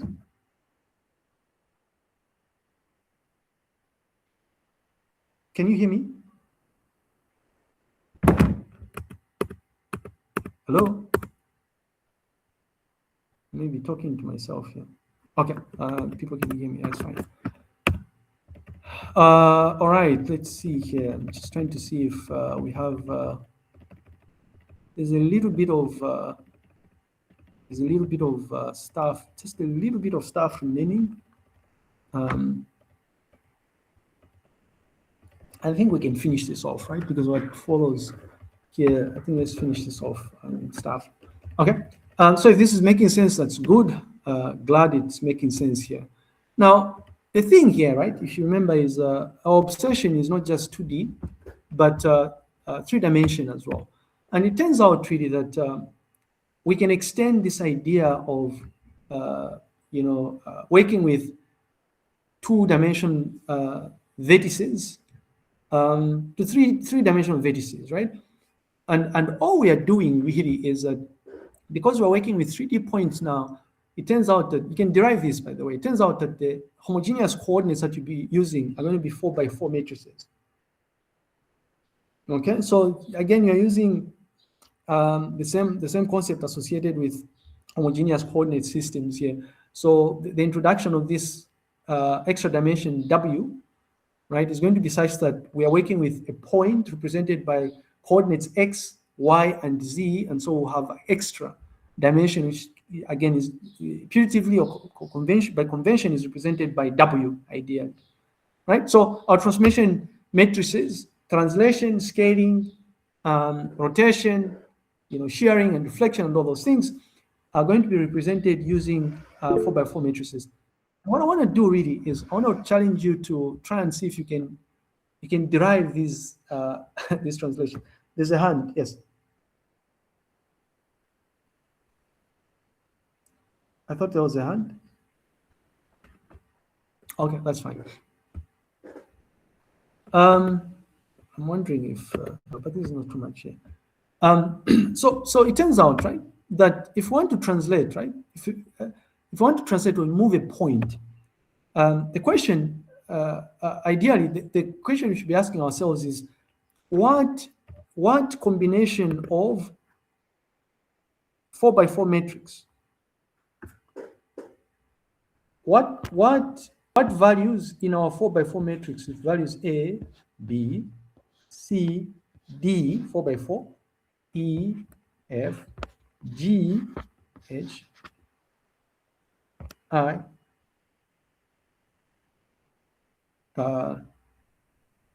J, K, and L.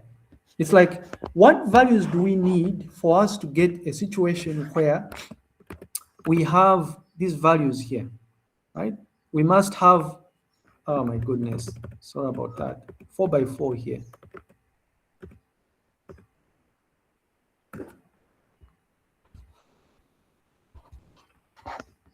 4x4. It's like, what do we need for us to have a situation where we can move a point, right, to x plus tx, y plus ty, z plus tz, and then we have a 1 here. That's all. So we're just looking for a 4x4 matrix that is going to yield this. And really, if you're paying attention with the way we are multiplying these things, it's like, given this A, B, C, D, E, F, G, H, this 4x4 matrix, when we do our multiplication and we plug in the values in here, what values are going to give us x plus tx, y plus ty, z plus tz, and 1? That's what we're doing, right? Forget about the derivation. That's what we're doing, right? So if we have something like this, what combination of these values here, if we substitute A, B, C, D all the way up to P here, what combination of values or integers are going to give us x plus tx, y plus tx, ty, z plus tz, and 1? Well, if you solve for the variables here, you notice that A has got to be 1, B 0, C 0, D has got to be equal to T of X in particular case, not just T here, so that we get, if you notice, we plug in, if A is 1 here, 1 times X is X, plus B is 0, so means it's 0, X plus 0, plus Z is 0, so C has got to be 0, right? D has got to be T of X. So what we need is, the first row here, A, B, C, D, has got to be equal to 1, 0, 0, Tx. 1, 0, 0, Tx. And we do the same thing for Ty, right? Or Y prime rather, right? So, but Y prime is going to involve multiplying EFGH, right, with X, Y, Z, 1, is it? Yeah, so what combination do we need? Well, for us to get what we want, which is Y plus T of Y, we need E to be 0, F to be 1, G to be 0, H to be T of Y, right? So our second row in our 4x4 matrix is going to be 0, 1, 0, Ty, 0, 1, 0, Ty. And then you do the same thing for these other things, right? If this is making sense. So, but the key thing here is that the 4x4 matrix to be used to translate a 3D object is this. You can derive this easily, right? Well, we can do the same thing with scaling, yeah? Our goal when we are scaling a 3D point is, would be scaling the X component, Y component, and Z component. In the case where we are leveraging uniform scaling, the values of S of X, S of Y, and S of Z are going to be the same. Sorry, I have a 2 here, it's supposed to be Z here. Are going to be the same, is it? With non-uniform scaling, the values may be different. But the key thing here is that whatever 4x4 matrix we want to use, right, as a scaling matrix for a 3D point, has got to yield this, these results here. The new point, X prime, has got to be X times S of X, Y prime has got to be equal to Y times S of Y, Z prime has got to be equal to Z times S of Z, right? And then 1 is going to be equal to 1, right? This extra dimension W. And it turns out that if you do your computation here again, you can derive this, right? You come up with this. So you do your multiplication. In essence, what you're doing is you're going to be multiplying this by the original point so that you get what are you getting? S of x times x, y times s of y, z times s of 2. And true to that, right? If you multiply this 4x4 matrix with x, y, z, 1, you'll be able to get these results here. So in other words, the 4x4 scaling matrix for a 3D point is this: s of x 0, 0, 0, 0 s of y 0, 0, 0, 0 s of z 0, 0, 0, 0, 0, 0, 1. That's it. And again, if you think about it relative to the example we gave, if it was a 3D point, all we'll be doing is redefining those functions in such a way that they are returning not a 3x3 matrix, right? If you remember this, we have if you remember this, so this was returning what?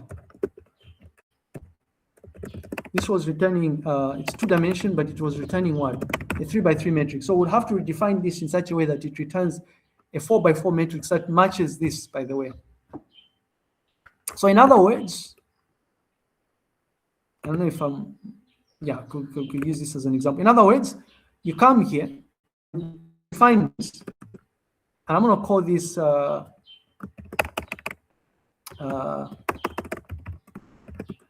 this translation 3D, right? So the function translation 3D is going to have var underbar tx, var underbar ty, and also var underbar tz, right? Because it's 3D point here. And instead of returning 1, 0, v of x here, it has got to return this, is it? 1, 0, 0, right? And then t of x, all right, this. And then the second row here, this, the second dimension here, second element is going to be 0, 1, 0, t of y, 0, 1, 0, t of y, right? What else do we have? Well, we have an extra one, a z component, which is this, which was previously not there, right? So this would have to be 4 points, 0, 0, 1, var underbar t of z, ideally. And then the last one, which I guess helps us with the component w, is going to be 0, 0, 0, 0, 1, 0, 0, 0, 1, like so. So in other words, this for a 3D object, when we're translating a 3D object, what we do is we've got to define the function like this, so that when we have a point, a 3D point, which has values it has a given value, and we want to translate it to 1, move it to the origin 0, 0, 0, right? Would feed it these points here, and it's going to return this identity matrix here, right? You understand? So in other words, for us to, if we want to translate to 0 to the origin, right, in 3D space, we would have to use this. If, on the other hand, the point we want to move to is, let's say, negative 0.75, 0.75, 0.7, negative 0.75, no, this is 0.75, maybe another negative here, right? This would be our translation matrix, 4x4. You can check this also, right? The shape, right? 4x4, right? Dimension is still going to be the same, is it? 2-dimension, ideally, okay? If that makes sense here. But, so this is translation, and then for scaling, we have the same thing. So for scaling, again, we'll have to change the scaling function in such a way that this thing here, scaling, I'm gonna get this up. And so if we want to scale by, in 3D, I'm going to redefine this and call this 3D or something like that. We need an extra parameter, var underbar s of z, is it?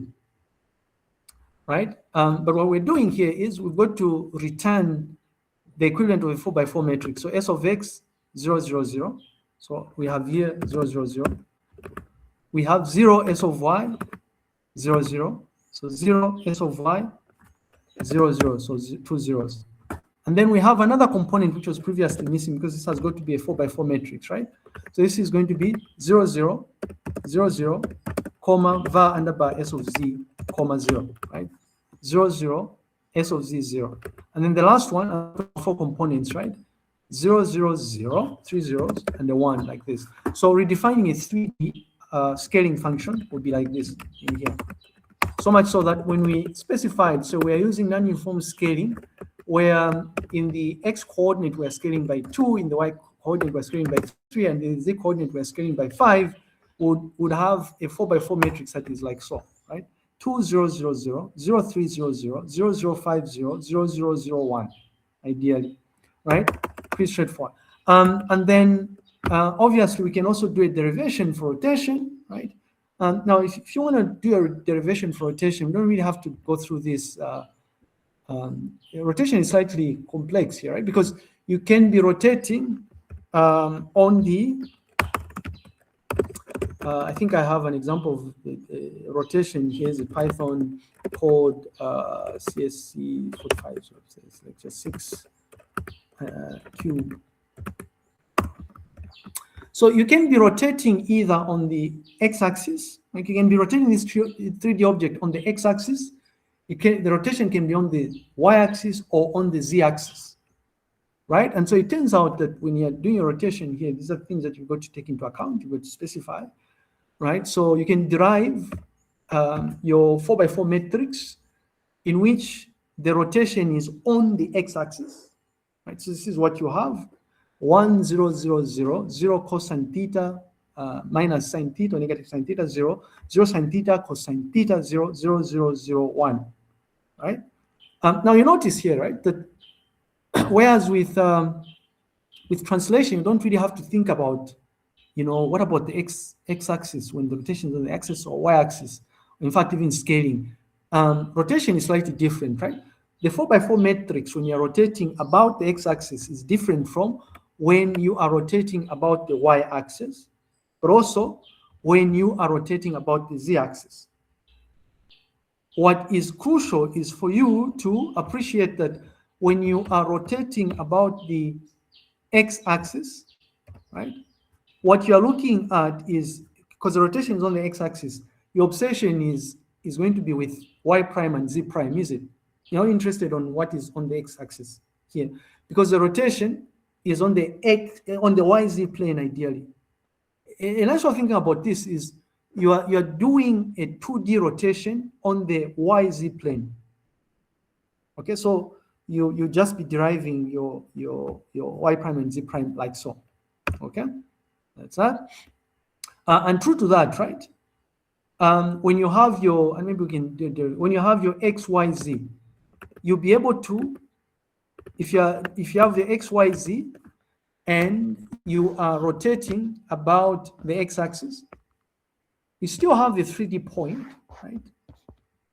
X, y, z1, right? 4 points like this.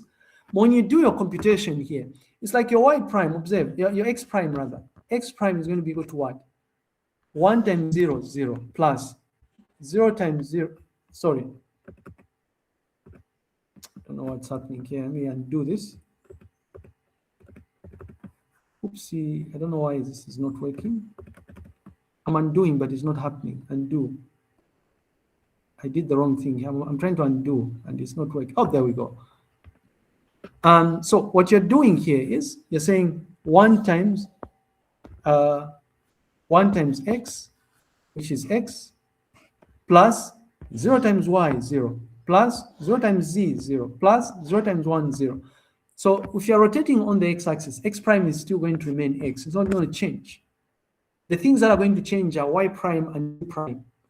X prime, I mean, the y coordinate and the w coordinate are still going to remain the same. So the things that you're obsessing about are y and z. And so for y and z, 0 times x, 0 plus y times cosine theta, which is going to be equal to, your y prime here is going to be equal to y times cosine theta plus negative sine theta times, so this is 0 times x, 0, y times cosine theta, y cosine theta, times sine theta times z, which is going to be minus z sine theta.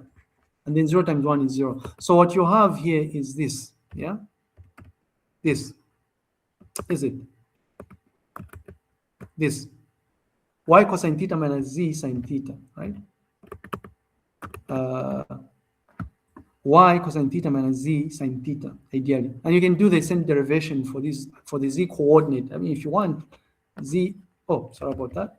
For the Z coordinate, you can come here and say, well, the Z coordinate, I use a different color here, so it's not cluttered. The Z coordinate, Z prime, is going to be equal to, Z coordinate is this, is it? So 0 times X is 0 plus, sine theta times Y is going to be equal to Y sine theta, right? Plus cosine theta times Z is going to be plus Z cosine theta. Yeah. Oh, Z cosine theta. Z cos theta, something like that. It's not really very cosine theta. There we go. Cosine theta, right? Which is going to be, so Y sine theta plus Z cosine theta. Y sine theta plus Z cosine theta. And so if you're rotating about the, if you come here and you say, well, what happens when we are rotating about the y-axis? So there are 3 separate rotation matrices, right, in 3D space, because you can either be rotating on the x-axis, y-axis, or z-axis. So for the x-axis, you have something like this, right? Sorry, something like this. When you're rotating on the y-axis, you're interested. The y-axis is still going to remain the same, but the things are being rotated on x and z, right? So meaning that your y is going to remain the same, but y prime will be the same as y, but x prime and z prime are the ones that are going to change. You need this. And true to that, if you multiply this with x, y, z, and the w, which is 1, you're going to get this, okay? Same thing happens when you're rotating on the z-axis, and really, when you're rotating on the z-axis, you're doing the same things we were looking at when you're in 2D space, right? In which you're only dealing with x and y ideally, right? So this would be the matrix. Not sure if this is making sense here. But ultimately, I mean, when you're looking at 3D space, this is what you have, right? You can be rotating on the x-axis, see the red dotted line, right?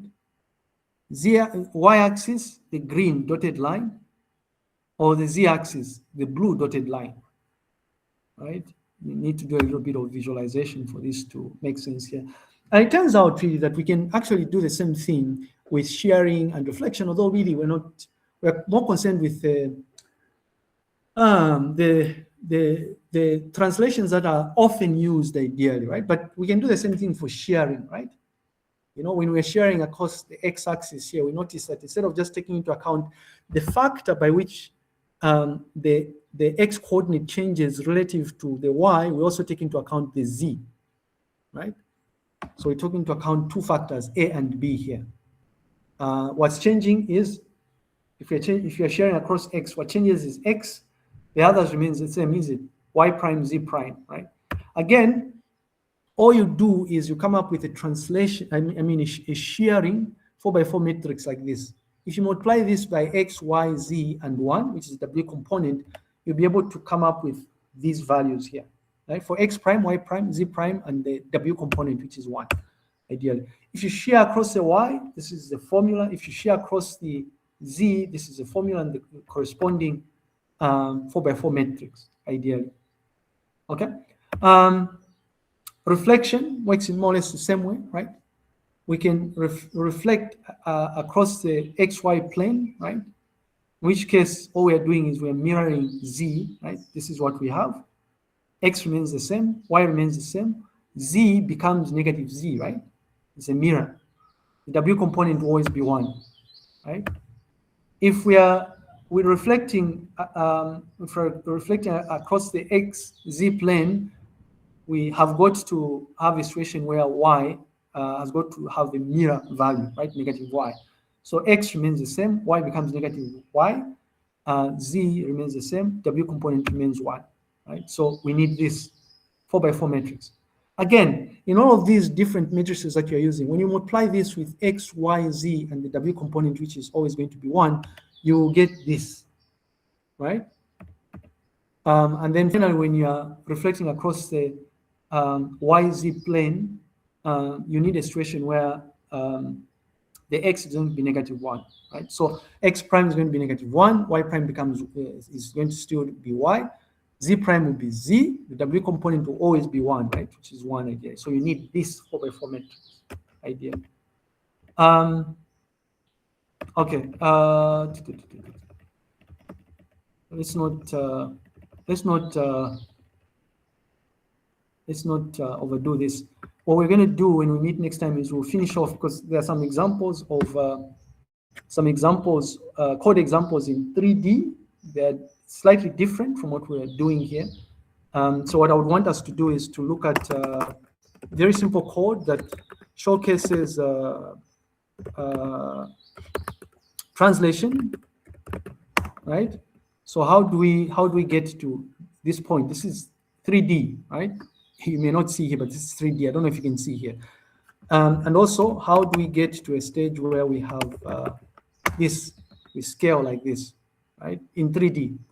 And then also, how do we get to a stage where we rotate like this using Pi OpenGL, right? So we rotate like this. So I want us to just go through, we'll spend time on Monday on Wednesday to do this, and then finally we can have the combined order where we have all these 3 things here. Or maybe we can then look at the cube itself, right? Remember the trigger for all of this was the cube, is it this? So we try and see exactly how, like, what is happening behind the scenes, right? We're just putting together all these different things we're looking at here. And then what we're going to do is from here, we're going to start looking at projection, I believe. Yeah, then we can take it up from there. So on Wednesday, I know on Wednesday we have an assessment, a quiz, quiz number 3. But because we have quiz number 3, I would suggest that we find a slot when you are free so that we have our lecture. Okay, we can leave it at that for now. I don't know if you have any questions about this, or this was intuitive enough. Okay, if there are no questions, thank you very much. Enjoy the rest of your Sunday, right? And please prepare for the quiz. I want to remind you that I think I've already sent out an email about the other quiz, quiz number 4. It's going to be the last quiz, really, right? But more importantly, I wanted to remind you that the assessment that we are writing after next week is going to be based on everything we've covered until lecture series number 6, which is the one we are doing right now. Pretty much done. We're just going to look at code examples in OpenGL. Okay, but for now, just remember that quiz number 3 is on Wednesday, which is the 1st. And no, it's not April Fool's Day here. We do have a quiz on the 1st. And then the other quiz is going to be after the holiday, which is going to be on the 10th. And then the other week is when we write the test. Okay, if there are no questions, thank you very much. Goodbye.